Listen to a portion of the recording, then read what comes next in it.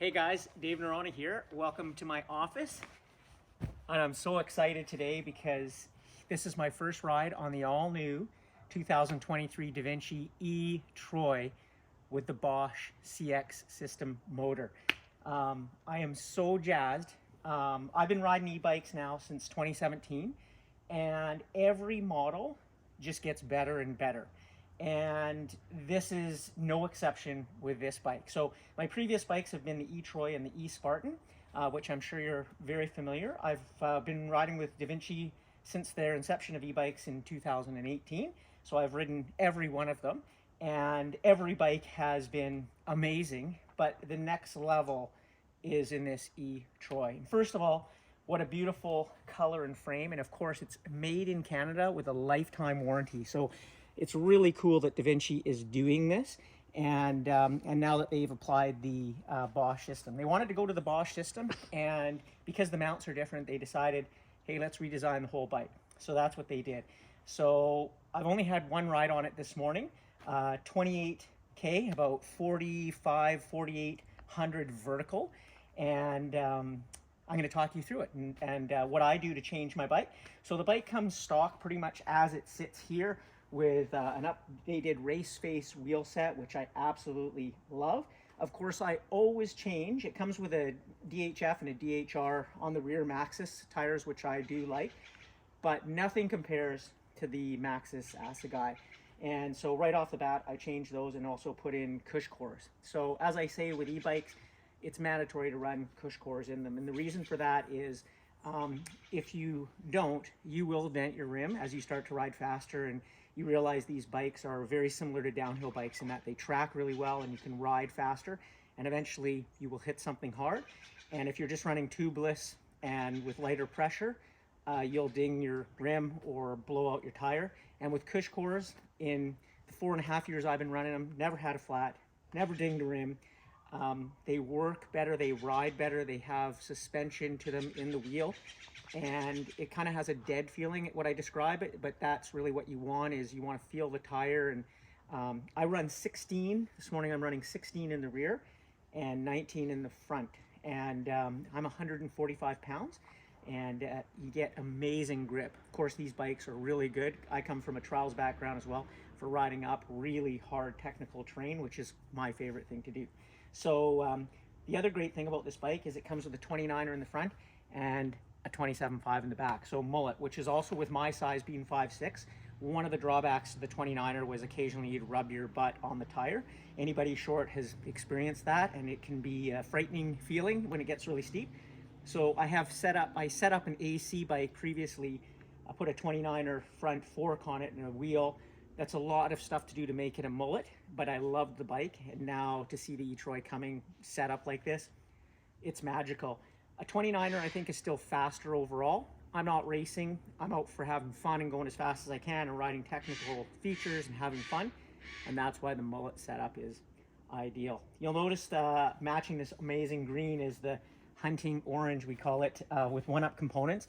Now, I've been using one-up components for over 4 seasons now, and it's something that I just put on my bike because it makes the experience better. The E-Carbon handlebar is more compliant. It takes away the bigger hits that you go into stuff faster.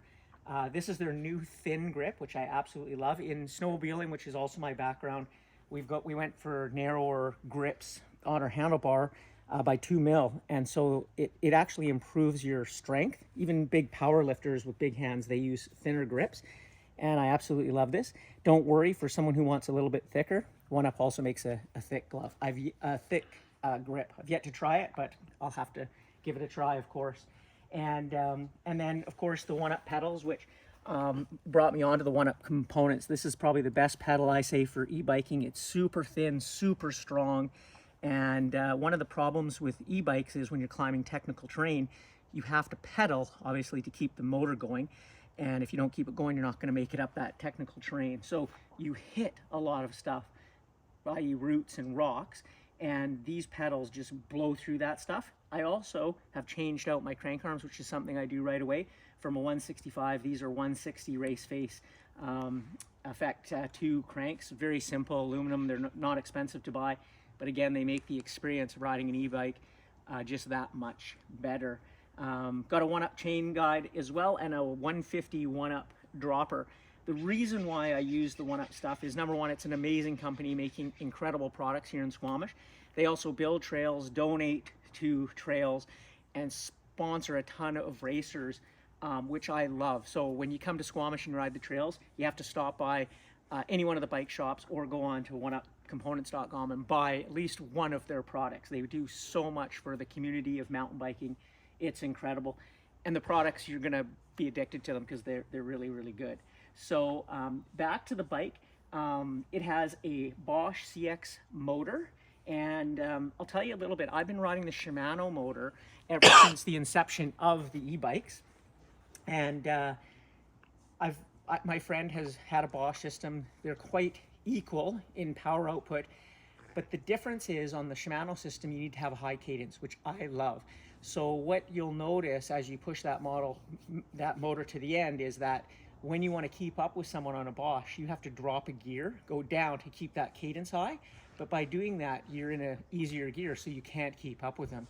And the Bosch motor seems to just carry on. If you put more into it, it keeps carrying on up to as you increase speed.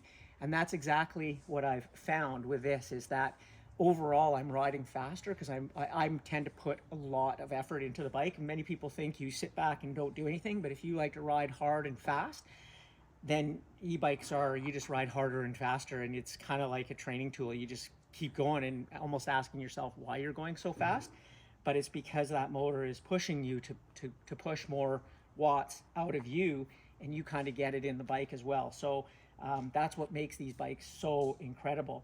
Now, my friend also has the race motor. It's still faster, but today I was just blown away at the speed of it. Now, people always it's contrived in a way because people who don't like e-bikes think, oh, well, how fast are they going to go, and are they going to become motorbikes? And I ride trials and I ride dirt bikes. They're completely different. It's a useless comparison. It's like comparing cars and mountain bikes. It's just, the people who do that have never ridden them. So it isn't necessarily that you go faster. It's just the difference in the power output and where you get it. And that's the fun thing I like about e-bikes. Many people think you can't ride up super steep technical in boost, but you won't make it if you're not in boost. And that is actually part of the skill level, much like a trials bike, is learning how to, same with riding a technical on a regular bike, you've got to learn where to put the power and control it, and that goes right into an e-bike. So it's just another thing you need to learn, which is always really exciting when you're learning new things on any bicycle. So very, very cool. I absolutely love it. They've paired it with the 625 watt-hour battery. Now, a lot of people will ask, why didn't they put 700 in here or 750 that Bosch has? I think it comes down to weight and what you can stuff in the frame, but I'm actually satisfied. So the previous Spartan is 700 watt-hours. This goes, I'm going to say, just as far with a 625. So it's missing 75 watt-hours. Whether you're going to notice that or not, I tend to push the bike. I go through the battery every time I ride it. So what I'm going to do is, I already have a second battery for the longer rides that I do, and I can do a loop, drop, I can drop it, do a loop, change the battery, do a loop, carry it home, or go far and drop it somewhere, or even have it on my back. It's 6.5 pounds. You don't even notice it. But one cool thing that the Bosch system has done is they have the 250 watt-hour sort of water bottle type. They don't look like a water bottle, they're just square, and they fit in the frame. And to me, now that bikes are over 500 watt-hours, that's the new secret. So what you can do is you can have two of those. So you have 625, you can add another 250 if you want, just for longer rides you want to do around town, or you can have two of them and do a really big epic, and you're only carrying an extra little small battery in your backpack, and you switch that out on the bike. So there's lots of opportunity to do that with the Bosch system, and it's just becoming a very cool system. And if you come in here closely, this is the HEOS system that this bike has. So turning it on, you just turn on the bike from here, so it's very simple. It'll show you what you have left in the battery, and then you just, on this trigger right here, you just scroll through. So this will be your power, and you're going to go up to Eco, Tour, e-mtb, or Turbo, which I ride in all the time. And then you can switch through, and it gives you your range and clock.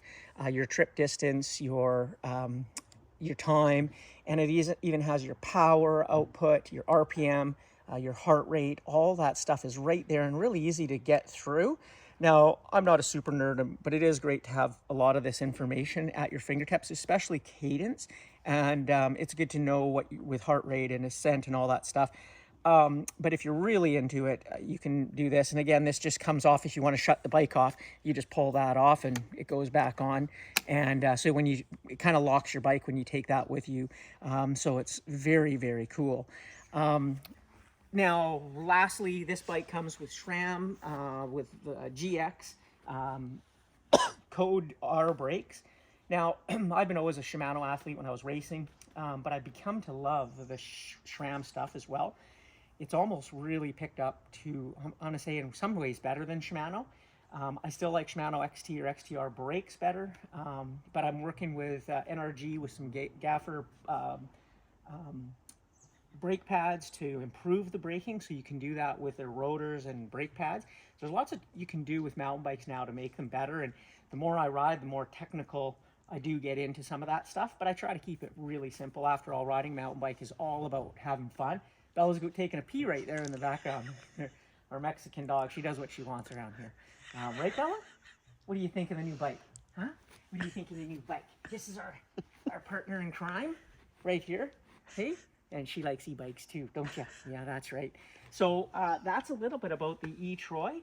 And this is a size small, so I'll be doing updates on it as I ride it more. But first, after the first ride and how much time I've spent on mountain bikes, which is over 42,000+ kilometers now, this bike is a home run. And what makes it even more of a home run is this bike comes in stock in a store at $4,200 or $9,400. So when we talk about e-bikes and we see them in advertising and marketing, a lot of them are over $10,000 to $12,000, $15,000, and to me that's outrageous.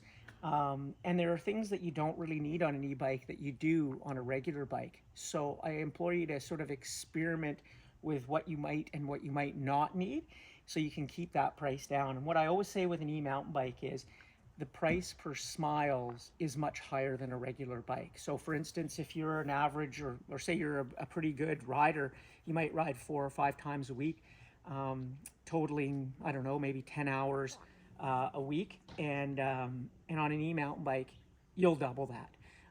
So the cost per kilometers on your bike is less, and they are initially output of more money, but the cost per smiles is just so much more worth it. Your long rides become your normal rides, and then you do these super epics that you can do on these bikes day after day after day, and it'll make you a better rider. It'll make you descend better, climb better, everything better. That's why I ride them. There is nothing about e-mountain bikes that that drag me down, have made me worse at. They're just more fun, better climbing, better descending. And if you haven't tried one yet, you have to hit up a shop, rent one for a day with your friend, and go explore and see what they're all about. So that's a little bit about the Devinci E-Troy. We'll see you out on the trails.